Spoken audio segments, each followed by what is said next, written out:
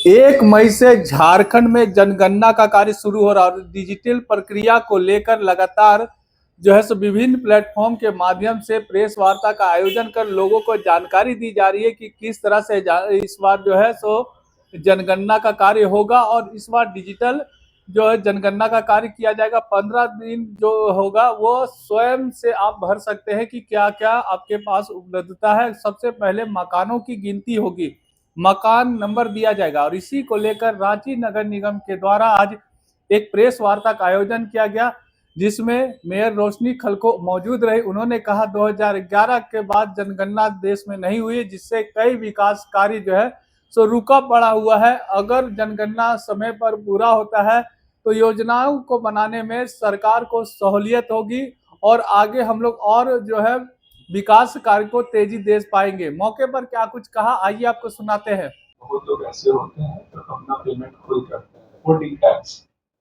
वो नहीं चाहते कोई और आदमी हमारे पास आए, हम उसको पैसा दे और वो क्रेडिट हो, या हम किसी के यहाँ जाए और हम वहां जाके नगर निगम में जमा करें। बहुत लोग अवेयर होते हैं, जानकार होते हैं, उनके लिए सहूलियत होती है कि वो अपने यहाँ बैठ के खुद ही अपने अकाउंट से डिडक्ट करा के वो कर सकते। इसी प्रोसेस को हम यहाँ रेप्लिकेट कर रहे हैं। सहूलियत होती है, आप घर बैठे अपने ही कंफर्ट जोन में आराम से इस काम को संपन्न कर सकते हैं। दूसरा इंपॉर्टेंट चीज है, आपकी सारी गोपनीयता, अगर डेटा से संबंधित किसी को भ्रम रहता कोई जान जाएगा तो वो आपके पास ऑलरेडी आप अपने ही स्तर से कर सकते हैं। तीसरी चीज है, आप संतुष्ट हैं कि हमने खुद इंटर किया है तो मोस्ट एक्यूरेटली कोई डेटा किसी तरह का गलत नहीं कि हम बोले हैं कुछ, लिखा है कुछ। तो ये सारा 4-5 ऐसे चीज है जो हम चाहेंगे लोगों को करने के लिए कि सेल्फ एन्यूमरेशन आप खुद कराएं। और जो बाद में आपके पास 16 तारीख, 1 से 15 आपके पास मौका है। 16 तारीख से जो शुरू होगा 1 महीने की प्रक्रिया, उसमें कोई आके आपसे डेटा लेके करेगा। और यदि आपके पास सारा डेटा दिया हुआ है, आपसे सिर्फ उस यूनिक आईडी जो जनरेट करिएगा आप अपने काम के बाद एक्नॉलेजमेंट नंबर की तरह वो बोलिएगा तो सारा चीज दिखेगा। वो 3 सवाल और पूछ के उसको एंट्री करके आपको क्लोज कर देगा। तो आपकी गोपनीयता बनी रही, आपके लिए आपका समय बहुत महत्वपूर्ण है, वो बचा रहेगा। और आप कॉन्फिडेंट है कि उसके भरोसे नहीं, खुद के भरोसे आपने जो डेटा दिया है वही रिफ्लेक्ट। अगर आप होमलेस हैं, उसके लिए एक अलग स्वीपिंग डाउन होगा जिसमें ये कवर किया जाएगा। अभी वैसे लोग हैं जिनके पास अपने खुद की ऐसा कोई घर है या घर के हिस्से में रह रहे, कोई हाउस के ब्लॉक में छोटे से रह रहे, वो उनके लिए ये प्रोसेस है। हालांकि उनके लिए भी अवेयरनेस कैंपेन हम लोग चला रहे हैं, उसके माध्यम से भी हम लोग कोशिश कर रहे हैं उन जगहों पर लोगों को जागृत करना है। क्यों आप सेल्फ इनोवेशन अभी इस वक्त खुद ही करा लें। हम सभी जानते हैं, चाहे आप जब बच्चा जन्म लेता है तो मातृत्व सम्मान योजना है, बहुत सारा ऐसा योजना है। जब शिशु के जन्म से लेके लास्ट के एंड तक लोग अब खुद एंट्री करते हैं, अलग अलग तरह की जो स्कीम्स और योजनाएं हैं। तो इसमें ये हमें ही पता है कि कुछ ही लोग ऐसे हैं जो दूसरे की मदद लेते हैं, ज्यादातर लोग अपने स्तर से ही कर सकते हैं। सोशल मीडिया भी लोग यूज करते हैं, तो टेक सेवी है लोग। वो झिझकता को हमें दूर करना है कि आप खुद इस काम को कर सकते हैं। आप जहां भी रहें, जिस परिस्थिति में भी रहें, आप अपने आप को एन्यूमरेट कराने के लिए कर सकते हैं। जैसा हमने डिस्प्ले में देखा, आपका जगह फिक्स करने का एक प्रयास है। इस जगह पर, इस लोकेशन पर आप ही हैं, तो आप एक यूनिक आईडी के साथ अपने आप को प्रकाशित करते हैं सबके सामने। तो हर तरह के व्यक्तियों को इसमें जोड़ा जाने के प्रावधान।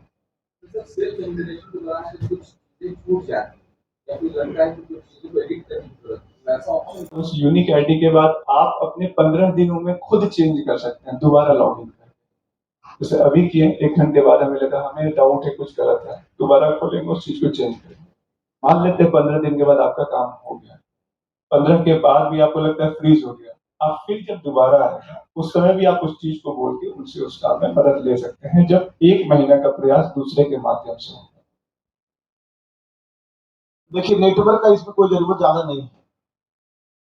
आपका केवल मोबाइल, ये तो पोर्टल पर होगा इसलिए नेटवर्क चाहिए, और ये मैंडेटरी भी नहीं है। मैं ये भी बात बताया, जो हमारे टीचर काम करेंगे ना, वो एक बार केवल प्ले स्टोर से या एप्पल का जो आईएस उसके लिंक से सॉफ्टवेयर को डाउनलोड करेंगे, उस समय नेटवर्क का जरूरत पड़ेगा। उसके बाद ये ऑफलाइन मोड पर वो सारा काम करेंगे टीचर हमारे, और जब उनको सील करना होगा उस समय उनको नेटवर्क का कुछ जरूरत पड़ेगा। और जैसा साहब ने बताया कि 4-5 साल से ज्यादा प्रतिदिन का वर्कलोड भी नहीं। साथ ही साथ इसमें अगर नेटवर्क नहीं है किसी गांव तो ये मेंटलिटी है नहीं, शिक्षक जाके कर देगा उनका, है ना। जिसकी जितनी समझ उतना काम करेंगे, लेकिन वो हमारे लिए सहयोग करे, हम लोग मोटिवेट करें, देश हमें देता है सब कुछ, हम भी कुछ देना सीखे, यह भाव उनके अंदर जागृत करना होगा। सर आप स्वगन्ना के लिए मोटिवेट करें, इंडिविजुअल स्वगन्ना में पार्टिसिपेट क्यों करेगा?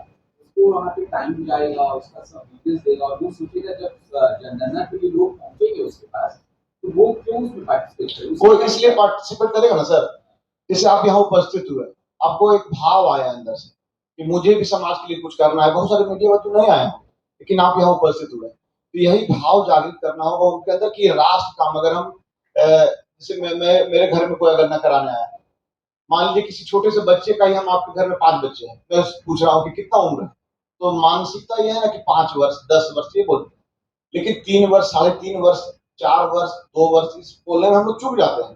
तो उसका भी कुछ कपड़ा का साइज है, उसका कुछ बेबी फूड का रहता है कि 0 साइज का चाहिए बच्चा का, एक साथ, तो इन आंकड़ों का गैप आ जाएगा। तो वो गैप को हम लोग बांटने के लिए लोगों को जागृत करने, आप जैसे आए ना और आनंद आया, तो टीचर करेंगे यहाँ पर, जैसे नगर निगम की गाड़ियां हर मोहल्ले में, मैं उठा तो कल तो सुबह मुझे सुनाई पड़ा, मैं बड़ा आनंदित। तो आप भी करेंगे सहयोग, हम भी करेंगे, सब लोग करेंगे। और तमाम भाषाएं, तो जब ग्रामीण क्षेत्र में लोग जाएंगे तो वहाँ पर हिंदी और अंग्रेजी जैसी भाषा एक सीमित भाषा है, तो ऐसा भी संभव है कि हिंदी और अंग्रेजी में वो जो स्थानीय लोग हैं, ग्रामीण भाई लोग हैं, बंधु लोग हैं, वो ना बता पाए, तो वैसी स्थिति में उनकी मदद कैसे होगी, वो कैसे बता पाएंगे? देखिए ये तो स्वगणना, अगर उनको लगता है कि हम इन भाषाओं में दे सकते हैं तो ठीक है, नहीं तो उनको घबराना नहीं है। उनके यहाँ जो शिक्षक नियुक्त रहेंगे अधिकारियों के माध्यम से, उनके क्षेत्र में कार्यरत उनकी भाषा बोली के और संस्कार के जागृत लोग ही होंगे, जो जानकार लोग हैं वही करेंगे। वो उनसे पूछेंगे और भाषा का रूपांतरण प्रकरण कर लेगा, तो इससे भाषा कहीं आड़े नहीं आ रही। जिस क्षेत्र में जनगणना होगी, ये कौन सा आप बोले कि क्या खाना, मैंने पहले ही बताया है कि आपको कोई दस्तावेज का जरूरत नहीं है। आप जिस स्थान पर रह रहे हैं, आपको न तो ओटीपी देना है और न कोई डॉक्यूमेंट देना है, किसी चीज का आवश्यकता नहीं है। मैंने आपको 34 कॉलम के अंतर्गत 33 प्रश्नों को भी दिखलाया, आपको कहीं ऐसा नहीं लगा होगा कि कोई डॉक्यूमेंट देने की आवश्यकता। बहुत सारे घर का मुखिया का नाम सेम है, कोई बात नहीं, उसका घर क्रमांक अलग होगा, मकान क्रमांक, उसका HLB नंबर, उसका वार्ड नंबर। जैसे झारखंड में 32,100 कुछ गांव है, पिछली जनगणना में 32,394 गांव थे पूरे झारखंड में।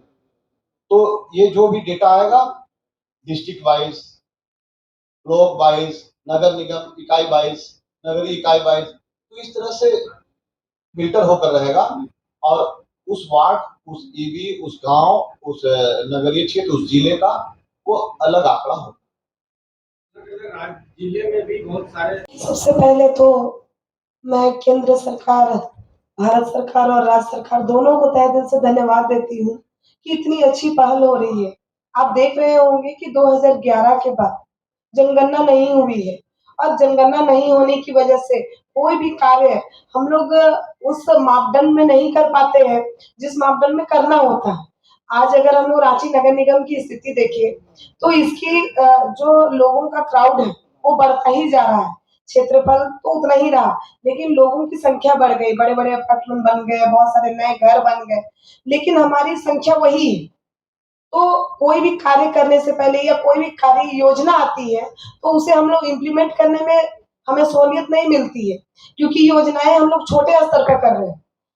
हमारी जब नई संख्या आएगी, नए आंकड़े आएंगे, तो उस हिसाब से हम लोग डाटा तैयार करेंगे कि किस किस योजना में किस तरह से हम उसे क्रियान्वयन करें और किस लेवल पर करना है हम लोग, उसे उसे किस मापदंड तक हमको लेके जाना है, वो एक आइडिया आएगा। इसके अलावा आज मान लीजिए कि अगर हम लोग कहीं छोटा-सा अगर वार्ड ही ले लें, तो उस वार्ड में किस एरिया में कितने रोड बनाने हैं, कितनी नालियाँ बनानी है या फिर उसमें क्या-क्या चीज़ें हमें देनी है, तो वो हमें कम क्यों पड़ती है?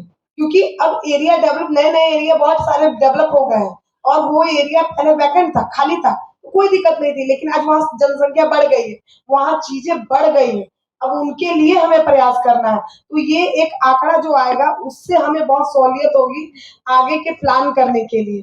अभी आप कह रहे थे कि इसमें निगम की कैसे भागीदारी होगी, तो मैं आपको बता दूँ, अभी जो राज्य सरकार की तरफ से जो हमारे आंगनबाड़ी सेविका हैं और बाकी टीम तो काम कर ही रही है, लेकिन उसके अलावा नगर निगम की जो सीआरपी की टीम है और यहाँ के जो स्थानीय जनप्रतिनिधि है परिषद के माध्यम से लगातार अपने वार्ड में इसके लिए जागरूकता कैंप भी किया जाएगा और घर-घर जब एक जनप्रतिनिधि अपने जो सहयोगियों के साथ एक-एक घर डोर टू डोर जाएगा, तो वहाँ से हर चीज़ अच्छे से छान के आएगा कि एक परिवार में कितने व्यक्ति रहते हैं, उनकी क्या-क्या मूलभूत सुविधाएँ होनी चाहिए, क्या-क्या उन चीज़ों को हम लोग कैसे दे सकते हैं, उनकी आवश्यकताएँ क्या हैं और इसके अलावा उनका डाटा मतलब कि उनके परिवार में कितने लोग हैं, इसकी भी जानकारी हमें मिलेगी। उनका क्षेत्रफल कितने जगह पर वो रह रहे हैं, कैसे रह रहे हैं, वहाँ किन-किन मूलभूत सुविधाओं की आवश्यकता है, ये सारी चीज़ें हमें पता चलेगी। तो मुझे ऐसा लगता है कि बहुत सकारात्मक पहल है और इसके माध्यम से नगर निगम के पदाधिकारी और नगर निगम के जो भी पार्षद हैं, ये सारे लोग जब मिल करके और हमारे आम जन सबसे ज़्यादा इसमें भूमिका हो जाती है, जो हमारे शहर के जागरूक जनता है। आज देख रहे होंगे नगर निगम में जिस तरह से डिजिटाइज़ेशन हो गया है और हर चीज़ लोग अपने ही करते हैं, चाहे टैक्स भरना हो, चाहे पानी का बिल भरना हो, चाहे आप कचरा का बिल भरना हो, खुद ही करते हैं। बहुत सारे लोग तो अब जन्म मृत्यु प्रमाण पत्र भी ऑनलाइन खुद ही अप्लाई कर रहे हैं और बन रहा है। तो ये बहुत अच्छी पहल है। रांची नगर निगम के लिए बहुत आसान भी है और सारे लोग जब मिल करके आप सबों के सहयोग से हम लोग करेंगे, तो मुझे ऐसा लगता है कि हम लोग एकदम एक्यूरेट डाटा के साथ और मुझे ऐसा लगता है कि पूरे झारखंड में सबसे पहले हम लोग इस काम को करके पूर्ण करेंगे, ऐसा हमें विश्वास है।